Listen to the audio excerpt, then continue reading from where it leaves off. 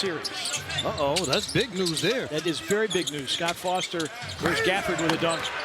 Scott six years ago. Yeah, got me called out, partner, because of that. Lob for Prosper is too tall, and that's 6 in transition. And speaking of transition, Brevin, that is how Dallas likes to play. They like to play at pace. They like to play in the paint. Not a big three-point shooting team. Cooper Flagg has it with 7 to shoot. And a foul. At such a consistent rate, then they can continue to have the pace that they would like to play at. But the fouls are allowing games to be half-court oriented. Gafford with his spin. That one dances off the rim, and the rebound to Prosper. Omax puts his head down, attacks Gafford. Off the high glass, it dances. That one. Dallas is wrapping up a 6-game road trip, their longest of the season. And G.G. Jackson pulls off the P.J. Washington miss from deep. Omax for 3. So we always talk about the new P.J. Washington wanted it more, goes in for the lane. But that's how the game is played today. It is indeed. Dallas only 2-9 since the All-Star break, averaging just under 108 points per game. Rupert steps out. Flagg covers him up. Pocket pass intended for Wells. 9 to shoot. Trying to create in the lane, and that won't drop in. Lid on that basket. Christie loves the 3 ball. Doesn't love him back. Rebound Omax. Nice box out there by Omax. Grizzlies actually won the rebounding battle against Philadelphia the other night and losing 139-129. The big issue, as Rob Fisher pointed out, it was the turnovers, particularly in the fourth quarter. G.G. Jackson not moving their feet, reaching, grabbing, committing fouls. When you're undersized, you have to figure out that there's going to be a level of reaching that goes along with that. Max Christie sprints the other way. Oh, yes! G.G. Jackson, what a rejection, but by G.G., we said growth. Growth is when you're able to make changes throughout your game, and that's what we've seen from G.G. Both ends. His defense has been much better. Wells, a non-shooting foul, seeing these two teams with a midfoot sprain. Grizzlies won at 124-109. Small to the dotted line. Floater up and off, and Prosper can't reel in the rebound. Grizzlies 0 from the floor as Flagg flares it out, and a Christie 3 is through. And it's thrown into the middle of what was supposed to be a longer road trip, and the Grizzlies happen to play 4 and 5 nights. Just check your phone on who we're playing. Okay. Yeah. That's the way that I've done it. Hey, Coach Isolo, during that last time out, he just said offensively a little bit right now, we're getting in the paint, but we're getting there late. He said we got to be more aggressive to the basket. We're not attacking right away. We need to do that a little bit more. And the Grizzlies started 0 of 3 on shots in the painted area. Small, a floater. That dances in. Flagg off the curl, works against Rupert, and Rupert will get called for a blocking for a hardship situation with all the injuries the Grizzlies are having. They've been playing with the Memphis hustle, averaging about 20 a game. That's saved on the baseline, but to Jemai Mashak, who checks in. The masked man going to the rim, challenging Cooper Flagg. Well, he lost the basketball as he was going up for that shot. A look ahead to Gafford underneath the rim, and that's out of bounds. 3 30-point games. Gives way to Rupert, who deals down to 2.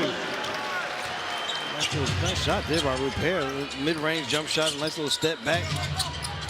I almost wonder sometimes, because of the way that he shoots the basketball, he has extremely big hands.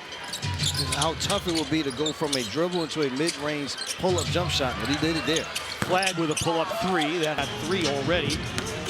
Rupert to the cup. Got that one to go as well with the Grizzlies. He's averaging 11.5 since joining the Grizzlies after being waived by Portland. It's been a revelation for the Grizzlies, but also for himself and what he has done with this opportunity with the Grizzlies. Christie, Flagg.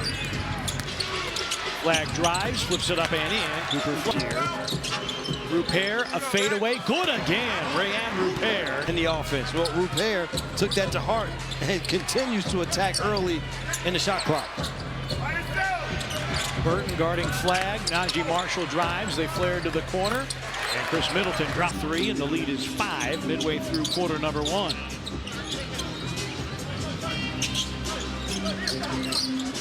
Rupert, this time it's a 3, and it's off the heel. And the rebound to Chris Middleton.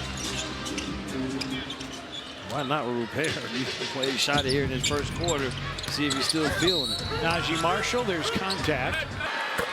The owner of the New Zealand Breakers. And Najee Marshall. It's the All-Star break. They're second in the league in stocks. Defensively, they've done some good things with deflections and forced turnovers, but there they turn it over themselves. And here comes Najee Marshall. Missed it short, tapped around, and there's Rupert. Rupert trying to go to work, needs a bailout. Hendricks will take it down the lane. Got Bagley up in the air. Got his own miss. Rupert.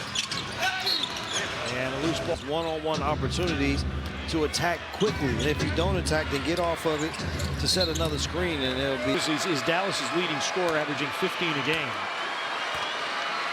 Coming off a 13-point game Tuesday in Atlanta. Grizzlies head coach.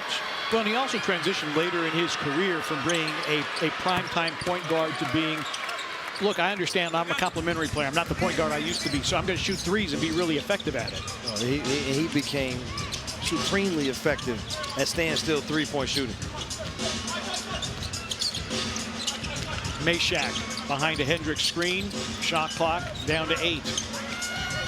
Rupert off the drive has a backhanded.